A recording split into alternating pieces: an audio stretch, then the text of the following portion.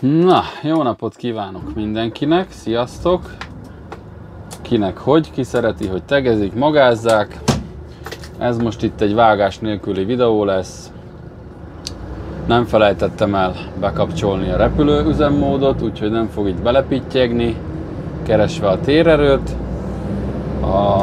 Ki most van először a csatornán, esetleg, mert ide csalogatta a cím, és ide jár síelni a Hochkárra, és esetleg jön majd idén is, és szeretné megnézni, hogy akkor mi újság van a Hochkáron 2023-ba, decemberbe. Azt üdvözlöm, ugye most jár itt először. Ez egy vágás nélküli videó, közkívánatra azért csinálom, mert kedves nézőm írta, hogy csináljak már egy olyan felvételt, ami 4K lesz. Na hát ez most, a telefon azt írja, hogy ez egy 8K-s videó, 24 FPS, azt hiszem, vagy micsoda, tehát, vagy én nem is értek ehhez. Lényeg az, hogy 8K, ez a lehető legjobb minőség, amit a telefonom tud. Ugye egy Samsung S22, tavasszal, januárban, már várom egyébként, januárban jelenik meg a S24, Samsung, az S23 nekünk az ki lett hagyva. Ugye a családostól mindig az legújabb Samsungot szoktuk használni, megvenni, igen, megvenni. Hát nem vesszük meg egybe, hanem ilyen előfizetéssel nyomjuk.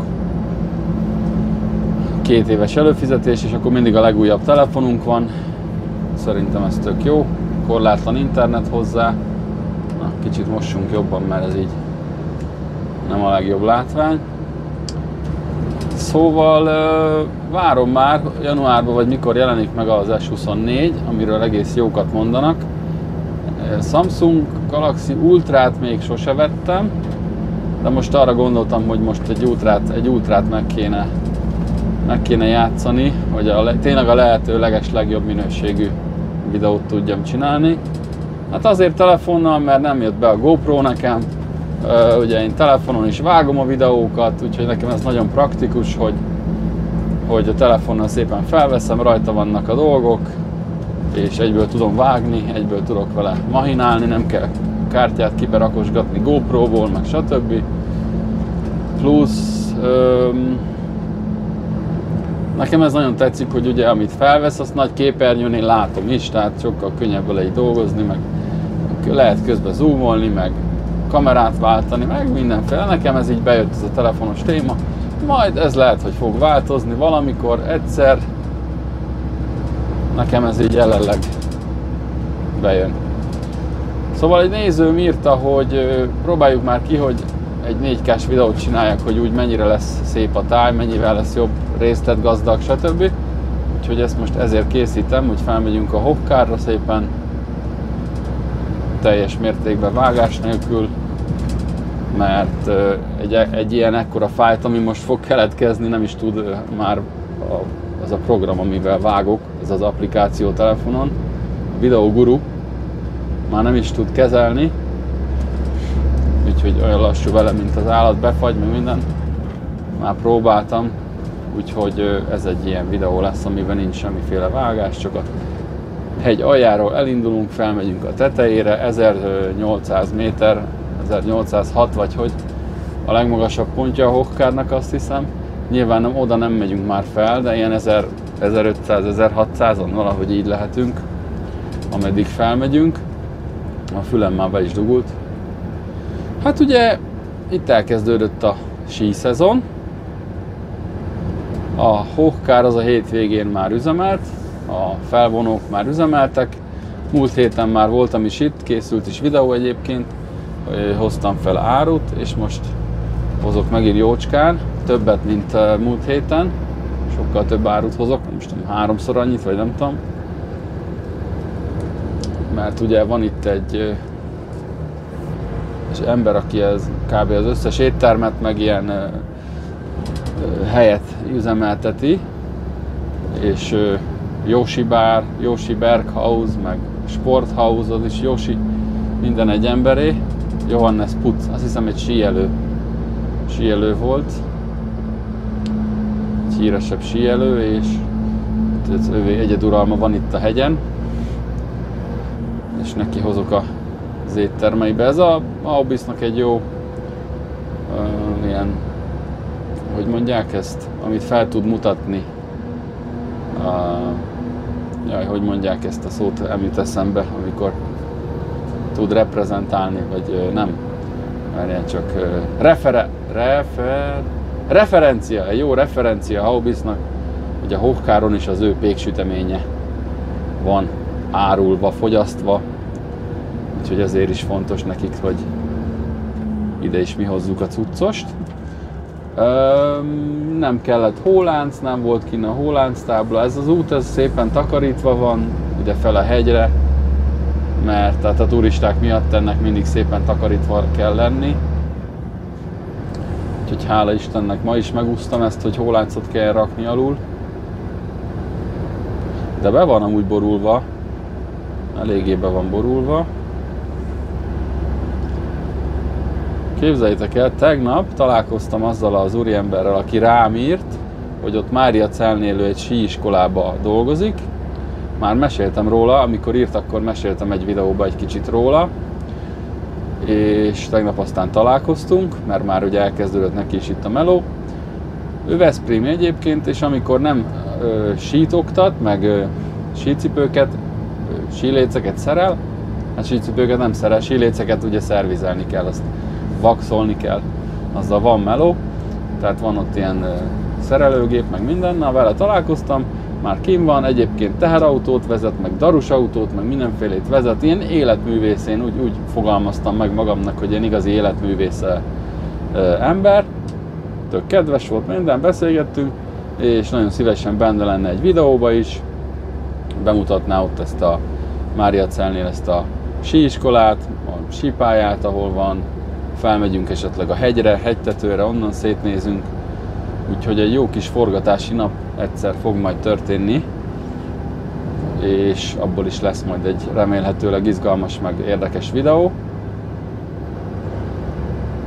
Úgy veszem észre, hogy az ilyen report videók van, akinek kifejezetten nagyon tetszik, és írja, hogy legyen még ilyen bemutató, ilyen itt élő embereknek a bemutatása, stb. Én magam is szeretem ezeket a videókat, meg szeretem őket csinálni is. Ugyanakkor én azt is észreveszem, hogy azért ez valamennyire kilóg a csatorna profiljából, persze, és ezért aztán van, aki meg nem nézi meg, tehát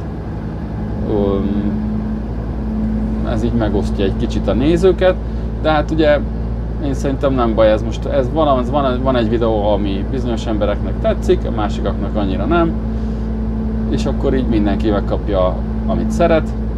Amelyik videó tetszik, azt megnézi, amelyik nem érdekli, egy ilyen beszélgetés, ilyen podcast, vagy hogy mondjam, az meg lehet, hogy nem érdekli, mert ő azért jön ide hozzám, hogy itt a tájat nézze, rendesen a munkámat mutassam meg, úgyhogy nincs ezzel gond. Szerintem azért lett nézegetve a report videó is, és én jövőben is szeretnék azért ilyeneket csinálni, mert én mondom, szeretem ezeket, meg szeretek így beszélgetni emberekkel, hogy elmesélik a történetüket. Nekem saját számomra is ez izgalmas vagy érdekes dolog, hogy meghallgatni másnak a történetét, hogy is került ide, hogy volt neki a története, hogy boldogult itt Ausztriába.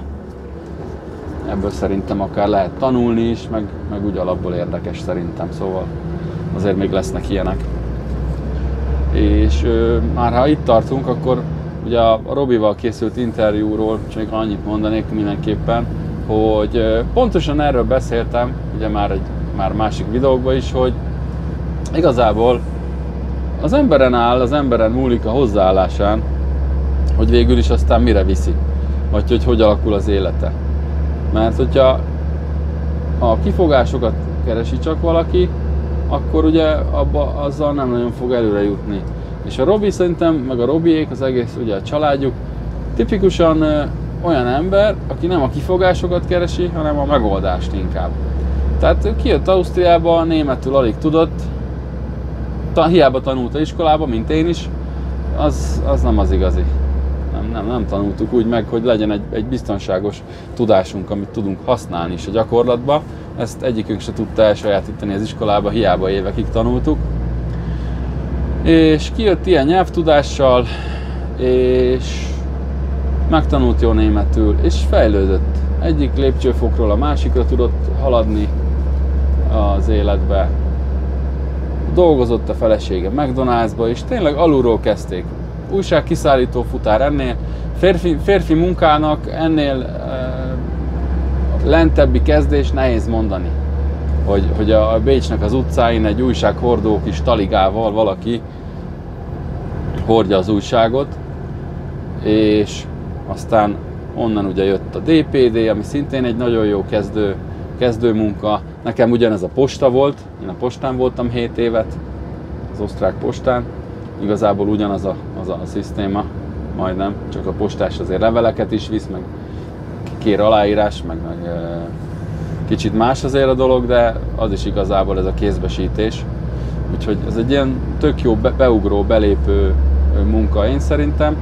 Megjárta azt is, és ugyanúgy, mint nekem végül is, hogy jött az ötlet, hogy hát dolgozhatnék nagyobb autón, neki is így jött az ötlet, hogy dolgozhatna nagyobb autó, megcsinálta a jogosítványt rá, és hát azóta meg ugye látjuk, hogy fejlődött. Most amiről beszélek, és mondjuk nem tudod miről beszélek, az előző előtti videó egy ilyen interjú, report egy barátommal, aki innen alulról kezdte, és most már 2 vállalkozásuk van, közben ugye még buszsofőr is. Úgyhogy ezért mondom mindig, ha valaki írja, hogy ó, hát ez milyen szemét munka ez a DPD, meg hogy az 1800 az milyen kevés, nem fizet jó, stb. Igen, lehet így is nézni valóban, de lehet nézni egy ilyen példát, mint a Robi, hogy szemétmunka, oké, csinálta, lett egy ötlete, beilleszkedett, megtanulta a nyelvet, és innen lehetett tovább fejlődni. És ez igazából, én azt mondom, ez mindenkinek áll. Tehát jó, ha nem is mindenkinek, nem tudhatjuk, hogy tehát lehet, hogy valaki, mit tudom én, olyan körülmények közül jön, vagy bármi, hogy még ez is nehéz neki megvalósítani, még egy ilyen dolgot, de azért a legtöbb embernek szerintem ez kivitelezhető dolog. Na, akkor ez egy 12 perces videó lett, fölértem a Hochkárra, az első címre, a Josi bárba. Köszönöm szépen a figyelmet, az újaknak mondom, hogy legyenek szívesek feliratkozni, és még hasonló jók és ennél még jobb videók várhatók a csatornán. Köszönöm szépen, írjátok meg légy szíves kommentbe, hogy milyen volt ez a 8K videó. Köszönöm szépen, mindenkinek szép napot kívánok. Autó leállít, akkor már legyen 13 perc. Sziasztok!